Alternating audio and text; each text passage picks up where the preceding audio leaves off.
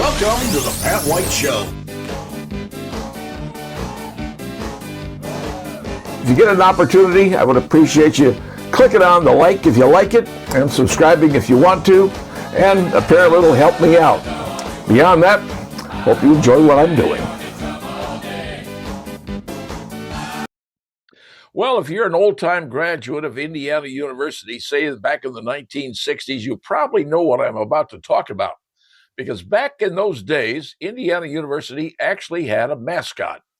Now, normally you think about Indiana University, you think of the striped peppermint pants, and that's not really a mascot. That's kind of a design look for the basketball team. But apparently back in the 1960s, and maybe before even that, Indiana University had a mascot.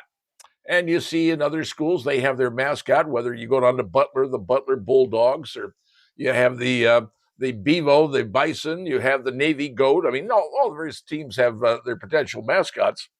Well, Indiana apparently has decided to bring back their mascot thanks to the student body government on a vote of the called Bring Back the Bison Act of 2024. Student government voted to reinstitute it and to bring back the fabled bison that used to exist. Now, here's pictures of what it looks like from the Indiana Archive. You kind of get an idea. And here's a old photo from back in the 1960s. That does not look really like a good bison, a good, modern day, okay? That looks pretty old and frankly dated and is not very attractive. But new bison is coming this fall to Indiana University. And this is going to be a new cool bison.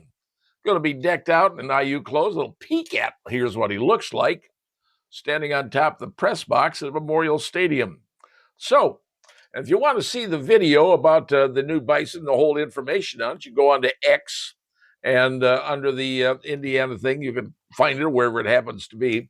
There's a little short video on there you can see about the bison is coming back.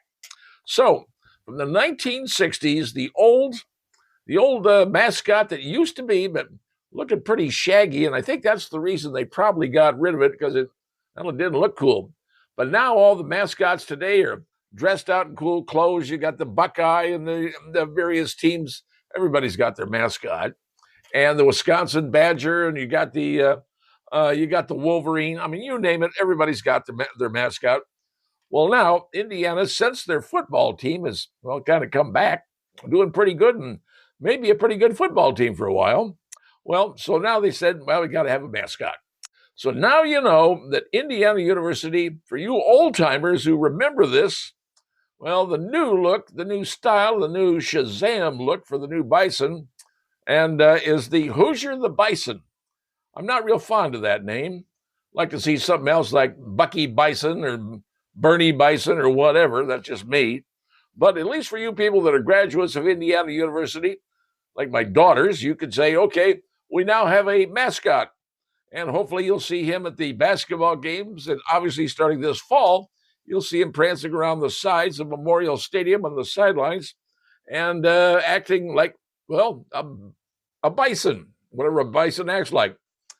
Hopefully we don't play the University of Colorado because they got a real bison. Probably wouldn't be a good plan for this bison to play with that bison.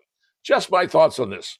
So now you know, bison, the beaver, no, not a beaver. It's a bison. The old-time IU Indiana mascot, the bison, is coming back in 2025 and coming back in style.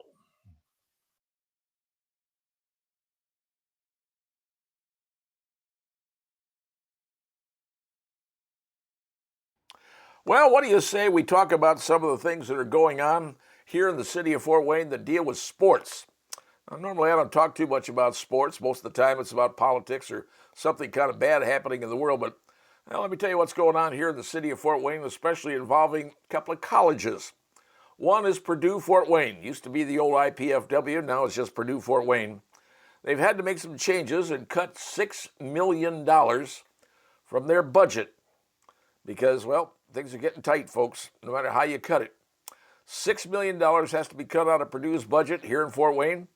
And for that, they cut two programs, the men's baseball and the ladies softball. So baseball and softball They have been cut by the university, and 45 additional employees have been laid off because they've got to cover $6 million they've been told they have to cut from their budget. Times are hard, folks. It's tough, getting tough out there. And universities are finding out that, hey, there's some things they can't afford to do. And to be honest with you, when it comes to D1 sports, yes, Fort Wayne Purdue, they're going to have 14 D1 sports.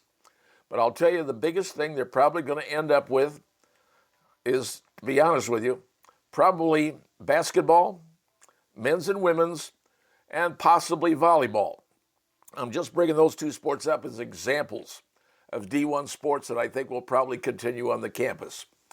But unfortunately, baseball and softball are victims of the cost-cutting situation that the athletic department had to do. Now, the athletes who were scholarshiped in those sports, the school is going to honor.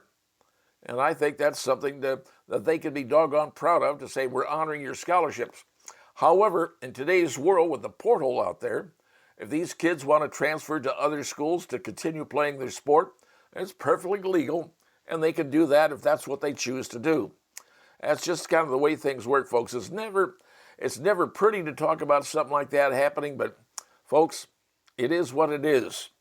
So, if you're a fan of baseball and softball here on the campus, well, that's going to be gone.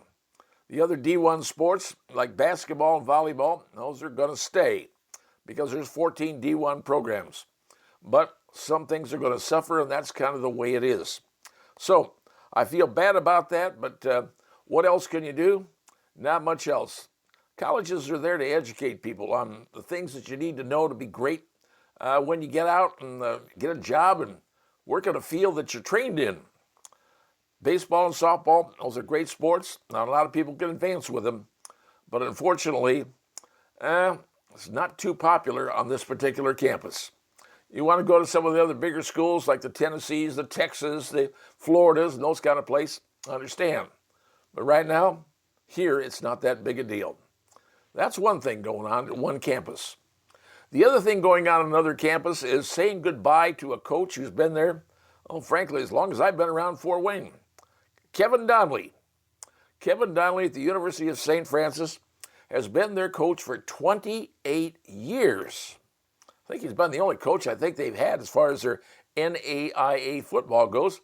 He's taken them to 2 championships, national ones 2016, 2017. And a whole lot of folks, a whole lot of young men have played for Coach Donnelly. And you know what? They gave their heart for it. You know, the University of St. Francis got themselves a very, very good NAIA football team. A great stadium. Heck, even the Fort Wayne Football Club, the soccer club, call them what you will, they use their field because St. Francis got themselves a very nice artificial surface field. And many other places are getting their own. But he is stepping down after 28 years. Adam Sherman is taking over for Coach Donnelly. But a guy who gave 28 years to a school, put them on the map, and made them considered to be one of the best teams in the United States in the NAIA, 2 national championships, nothing to be ashamed of, folks. Nothing to be ashamed of. I don't know what Coach Donnelly's going to do now that he's retiring, but I can tell you this. He's got a respect of a whole lot of folks in this town, and I'm one of them. He's done great. We should honor him, thank him, and if you see him on the street, say, thank you, Coach, for everything you've done for St. Francis and for the city of Fort Wayne. And I'm sure you'll make him smile. Let me talk to you about something that you may have seen, and probably as you have seen in a grocery store when you were out shopping. Let's say you went to a grocery store and someone was ahead of you, and they had in their grocery cart all sorts of sugary soda pop, candy, a lot of sweets, stuff like that, some regular food. And they're checking out through the grocery store, and then you see them reach into their pocket, purse, whatever it is that they're using, and take out what looks like a special card. But you can see the card, and the card is a little bit different than maybe the one that you use, because you can identify it says EBT. And you're going, oh, well, that's a food stamp card. Let's be honest, that's what it is. It's called Supplemental Nutrition Assistance Program, or SNAP. Well, it used to be they gave you food stamp coupons, and you'd use those, and you'd go to the grocery and you'd buy your stuff, and they hand them the coupons, and basically that's how you bought your groceries. Well, now it's on a credit card, debit card, call it what you will. That's what they use today. Well, the problem is, dating clear back to the 1970s, and I'm going to go back that far if you'll allow me, virtually no one was overweight. And I'm not declaring a major thing here. Yes, there were people overweight. There always are. But the quantity and the number and the percentage of people overweight in the 70s was far different than it is today. And you're going to say, well, why is that? Well, it's what we're eating.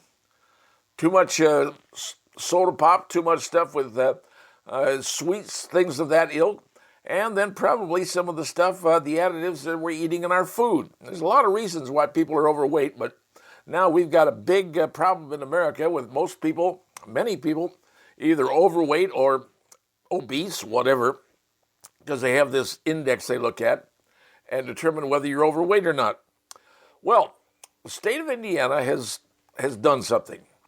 Governor Mike Braun has instituted and signed an executive order that says, you know what? If you're on the Supplemental Nutrition Assistance Program, or SNAP, food stamps, I guess, here in the state of Indiana, you now have new requirements that hopefully will help you get better and get off the obese trail. Because here's the new rules for the state of Indiana. You are not allowed to buy soda, sugary drinks, candy, those kind of things with your SNAP benefits. That's correct. You will no longer be allowed to buy soda pop, candy, sweet stuff. What that benefit card is designed to get you is the food that you need to live healthy. You know, vegetables, fruits, fine. The main ingredients that you need to be healthy, and not the bad stuff that you shouldn't be eating, but apparently that's what we've been doing over the years. Well, this whole program was started out by our Health and Human Services Secretary, Robert Kennedy. Now, he was beat up pretty good in Congress. But you know what? He's got some good ideas. And he's pushing those good ideas along with a fellow named Dr. Oz. Seen him on TV, too. And they're working on a program that's called HADA. Well, MADA, Make America Healthy Again. MAHA, Make America Healthy Again. And that's the new program, trying to get people off the being overweight and get them back to eating regular stuff that's good for you. You know, they're starting to take away some of those additives out of foodstuffs, artificial dyes and things like that, because you go to other countries like Canada, Europe, you can't put those things that we're eating in our country, you can't do that in their country. We're starting to move that way, and hopefully people will start losing weight. I'm telling you all this because now the SNAP benefits say no candy, no soda, no bad stuff for you. What you need to eat is what you're going to get. Fruits, vegetables, meats, that's fine with your benefits. Just not all the bad stuff you've been eating, and frankly, in the past, that has been the main thing that people have been buying.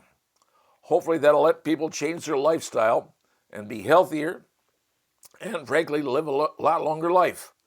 The state of Indiana is doing it, folks. I can't tell you about other states, but at least that's one thing Mike Braun is doing in this state. My hat's off to him because I think he's doing a great job in that department. Just one more thing to make us healthy again. And frankly, it's been a long time coming.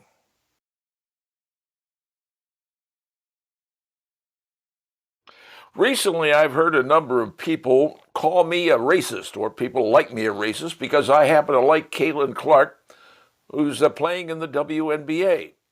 Well, I like her because she's great, not because of the color of her skin. It's because she's a generational basketball player, the likes I haven't seen in a long time. And this goes back for me, back in the 1960s when I was in college. I was at a little school in West Texas, had 5,500 students. And you knew everybody. Well, we had a basketball team, had a lot of black players on that basketball team, and nobody cared. They were part of us. They were part of our classes. We knew them. Well, they went on to win the NCAA championship in 1966 with an all-black team. Opened the doors for black players for years afterward. Well, some of those kids stayed in El Paso, Texas, where I'm from. One of them was Bobby Joe Hill. Well, Bobby Joe Hill became a legend in El Paso, and when he died, he had the biggest funeral the city had ever seen. He was that much loved. Basketball, sport, doesn't matter. You know, back in the 1990s, I saw the NBA. I was never a fan of the NBA, but they had this guy, Michael Jordan. Man, Air Jordan, I watched him, championships. This guy was beyond phenomenal. I didn't care the color of his skin. He was just that good. And yes, there were other players that were good back in those days, but hey, Michael Jordan, Air Jordan, you couldn't do better than that. And then back in 1997, I was working at a radio station. I had just started at WOWO, 50,000-watt station in Fort Wayne, Indiana. Started in March, but in April, there was a thing called the Masters Golf Tournament. And they had a young man in there playing who happened to be, well, biracial. His name was Tiger Woods. Masters, he was beating everybody by double strokes. Double strokes. He cleaned up. I was talking on the air. My newsman was Lee Birdhoff, and we were marveling at how this kid could just smash everybody at the Masters. He won it, and ultimately they had to change the course to make it harder because Tiger made it so easy. Those are people that I looked at when I was growing up. I didn't care about the color of their skin. Yes, later on in life, other players came along. It didn't matter the color. I don't care.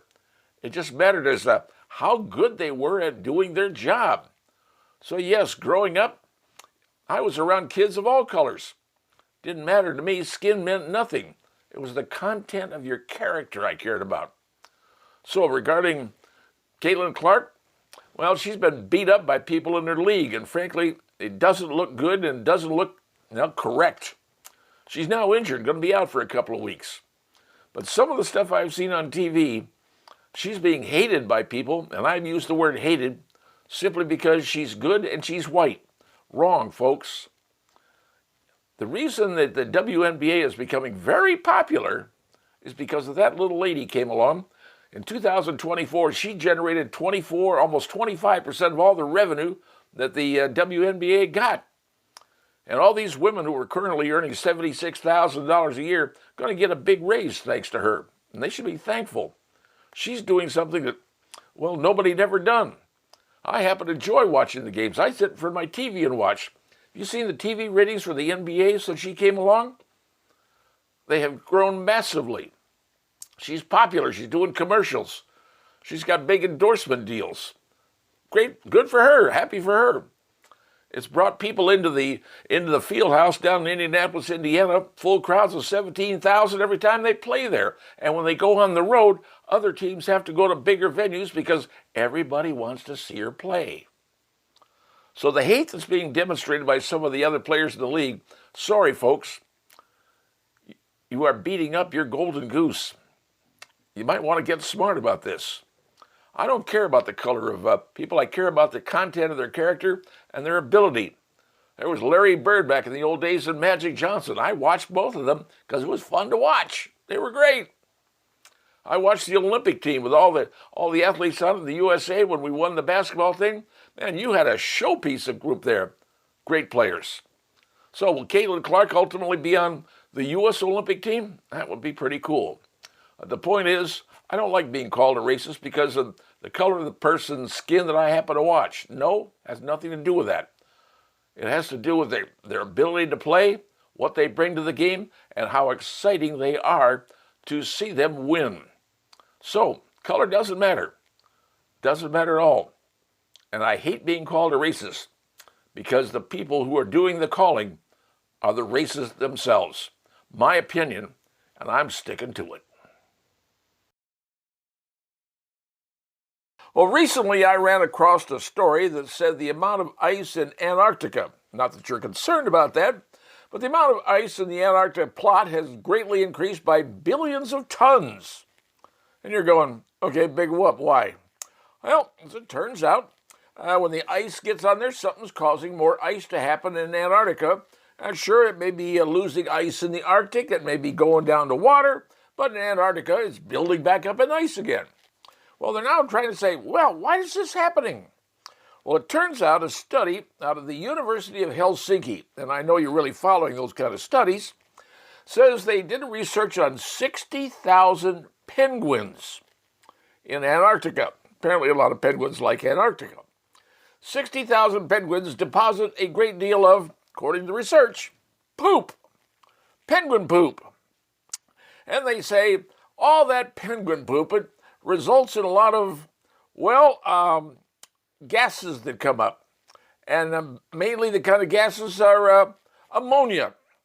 Now, I don't know about you, but if you've ever been around a pig farm in any state you've been to, you want to see ammonia? Trust me, you'll get it at a pig farm. Or even a dairy farm up in Wisconsin. Or a turkey farm. You want ammonia? You're going to find ammonia. But here's the difference. Apparently down in Antarctica, the penguin poop, and apparently penguins in mating season poop a lot. Heaven knows why, I can't tell you. But anyway, it mixes with the plankton that comes out of the ocean, because the ocean is down there around the Antarctica. And the plankton that comes to the ocean, that mixes together and, goes up into the sky. And when it goes up into the sky, it forms clouds, because moisture tends to stick to these particles that come up from the penguin poop and the plankton out of the ocean. So, clouds, the clouds create a cover. So you get cloudies the whole time in Antarctica. When it's cloudy, the sun ain't shining, and apparently when the sun ain't shining, the ice starts to form. Now that's the plan, or that's what they're saying. So according to this Matthew Boyer of the University of Helsinki, he spent a lot of time studying penguin poop. I'm not sure how you can get a doctorate in that, but apparently he must have that, because now he's saying that is what's controlling the climate.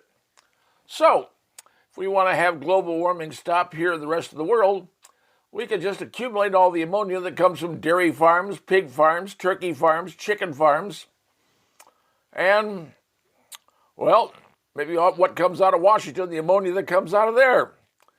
And we could put it all into the sky, mix in some plankton, get brought in from the oceans, mainly on the East Coast and the West Coast, which you seem like you're going to get a lot of plankton there and a lot of pooping there. And create more clouds, and more clouds prevent global warming. That's the plan. Will that plan work? I can't tell you. But now if you were wondering why Antarctica is developing so much more ice on the shelf down there in Antarctica, it's all because of 60,000 penguins pooping. Ammonia, plankton, up the air, clouds form.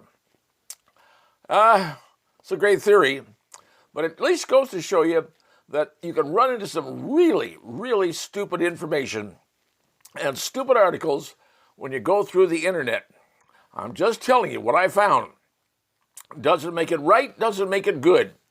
But it's another story explaining to you why don't trust everything you read online. And if you do, you may be treading into some penguin poop. Just saying.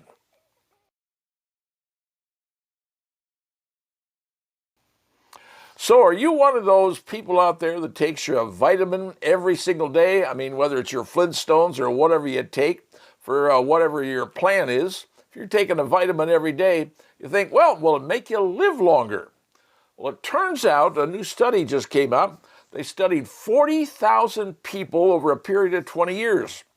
And all those folks taking those multivitamins every single day didn't necessarily live longer. Now, vitamins will help certain things like your vision, your memory, stress levels, and a whole bunch of other things, but it doesn't necessarily prove that taking your Flintstone every day is going to make you live longer. But they did discover something in another study that, has some very interesting information to it. Another study that was done went over 1,000 people, adults, men over the age of 50 and women over the age of 55, and they said, okay, let's give them vitamin D3, 1,000 units every day of D3, vitamin D. Now, you've heard about vitamin D and sunshine and people who get plenty of sunshine on their skin and everything else. Well, it turns out that apparently there's something that happens with vitamin D that involves DNA. And there's telemetrous things, little strands.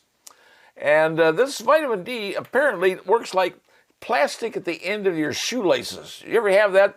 The shoelaces, they got a little plastic thing at the end. And if you don't have that, the shoelaces start to fray and get bad and kind of go funky on you.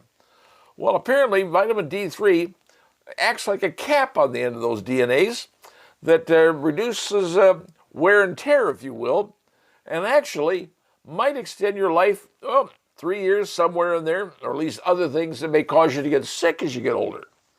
And there's an interesting study on this, and nobody's really sure exactly how this is going to work out. Sure, there's got to be a lot more testing done. We all understand that. But when you think about it, there's nothing wrong with taking with a multivitamin every day, because you probably don't get enough vitamins that you need in your life unless you're eating the right foods, the right vegetables, drinking milk, all the various things that you have to go through every day. Remember, as kids, all those things, you had to have your vitamin, you had to drink your milk, everything else. Strong bones, right? Remember that? Well, now as you get older, it turns out that maybe those multivitamins you're taking aren't going to extend your life. They probably could reduce some of the problems that you may have in your life. And like I said, improve your vision, improve your memory, reduce the stress level. All those things are important. But the one they're kind of discovering is that vitamin D3 may be something to it to help you, survive a little bit longer. No guarantees in life with anything, folks. When you reach your basic point of they saying, you've lived a long life, well, your warranty pretty much runs out and you're running on parts that you can get or can't get. It just depends on the way life works for you. Everybody's different. Everybody leaves the planet different times depending on when you're called. All I'm saying is this. Vitamins are important in a lot of ways. And it turns out that maybe vitamin D3 may be even more important. We just don't know yet. All this involves studying, and all this involves learning. Will we learn more as time goes on? The answer to that question is probably. But right now, you are who you are. Be what you want to be. And live your life as best you can every single day, because you have no idea when you're going to be called home. Something to think about.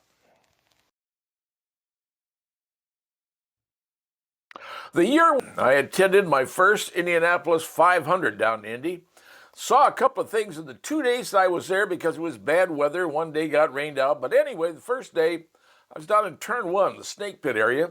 Saw the opening of the race, a horrible crash. And I mean, it was one of the worst crashes I think they probably have ever seen at Indy on the start. Postponed the race.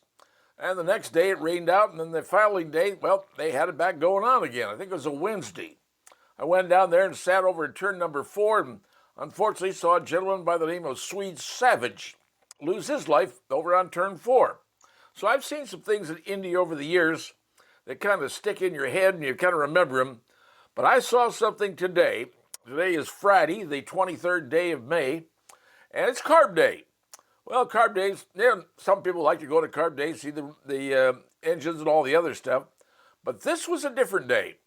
This was a day of the Weenie 500. You heard me right. The Weenie 500. Well, apparently in Indianapolis, they have a new corporate sponsor, Oscar Mayer. Well, Oscar Mayer makes wieners. So they decided to have a Weenie 500, taking the vehicles, the Weenie mobiles. So they're pretty famous. You've seen them around there about everywhere you go. They had 6 different Weenie mobiles representing different areas of the country. And you could have the Chicago dog, the New York dog, Seattle dog, the Sonoran dog, Slaw dog. They had all the different dogs from different areas of the country. And there they were lined up on the track. And I was watching it on TV. Now, it wasn't on regular TV. You had to stream it, which is kind of unusual. Fox Sports was doing the streaming on it. Excellent picture, 4K. You couldn't beat the picture. But they were doing it exactly like it was a race. Like it was the Indy 500, the excitement, the announcers, all the stuff, and the puns, believe me, plenty of puns. But they were there. They had the sky cams and they had you name it, they had it. The cameras they had there. 70,000 people showed up to watch the Weenie 500. They did. And boy, did they get a treat. And, you know, they even had the singing of the anthem. And I went, oh, my goodness, they're going to be singing the anthem.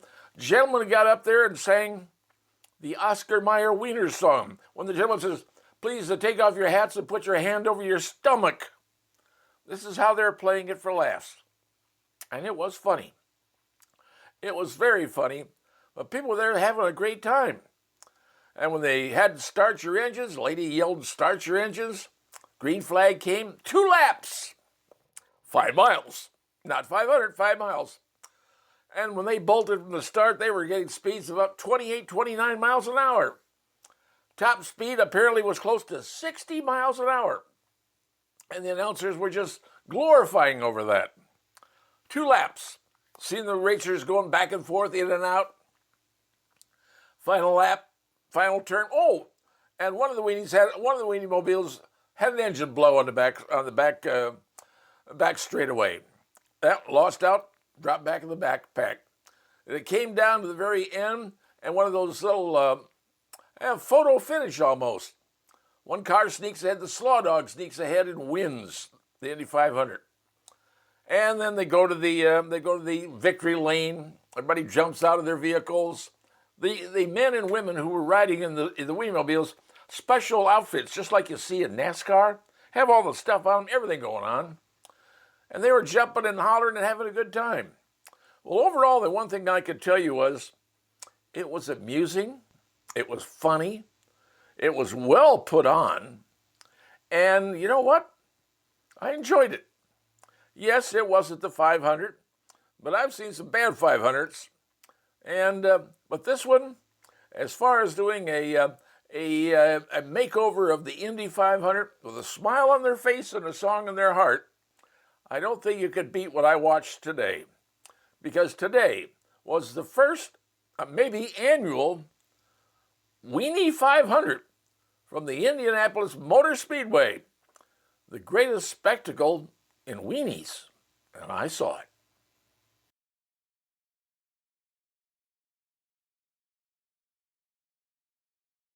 Well, practically everybody in America, at least anybody that follows what's going on in the news, knows that Phenom from the Indianapolis or the Indy Fever, Caitlin Clark, we call her CC, has been injured. That's right, she's been injured and she's going to be off for at least a couple of weeks. But what has happened because of that injury? Well, first thing is, they were scheduled to have a game against the Chicago Sky on June the 7th. Now, previously to her injury, tickets for that game were going for $85 a pop. Since the announcement that she is injured, ticket prices have dropped to $25. And if she's not going to be showing up there on June the 7th, when they have the big basketball re-meet, it probably could be lower than 25. And it'll be interesting to see what kind of audience shows up if the fans know she's not going to be playing. Because you see, there's a whole new group you may not have heard about that has come out involving the ladies. This is Sophie Cunningham and Lexi Hull and Miss CC. Together, they have been named a new group, Tres Leches. There it is, Tres Leches. This takes after the old movie, The Three Amigos. That's one with Chevy Chase and Steve Martin and Martin Short. And you might remember that movie about Three Amigos. Well, this is The Three Leches. And in Spanish, leches means milk or white, I guess you could call it that. So that's them, the three ladies out there, now called the Tres Leches, which is actually pretty cool. But the problem here is right now a lot of controversies going on in the WNBA, and people are saying, hey, the referees are looking the wrong way. The league doesn't want to do anything about this for fear that they're going to upset the other players in the league who've been there for a long time. But you got to understand something. Whether you like it or not, or anybody on those teams likes it or not, Caitlin Clark is your meal ticket.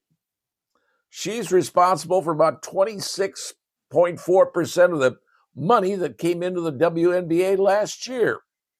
And she's going to get all these ladies who have been playing for God knows how long a raise over their standard $76,000 that the WNBA was paying Most of it was covered by the NBA because nobody really wanted to attend the games. Now everybody wants to go when she's playing. So without her playing there, folks really don't want to show up. She is, whether you like it or not, she is the face of the WNBA. Recently saw commercials doing the State Farm commercials. Rather amusing stuff. So she's being a big hit. And frankly, she gets on the floor and she's something fun to watch. And the reason many people are watching her is because she's fun to watch. But her scoring, she's got more records than Carter has pills.